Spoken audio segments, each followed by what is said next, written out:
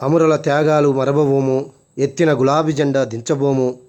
తెలంగాణ రాష్ట్ర సాధికుడు, బంగారు తెలంగాణ ప్రేమికుడు, 4 కోట్ల ప్రజలు ఆరాధించే మా దైవం కేసీఆర్ గారికి తెలంగాణ రాష్ట్ర ఆవిర్భావ శుభాకాంక్షలు.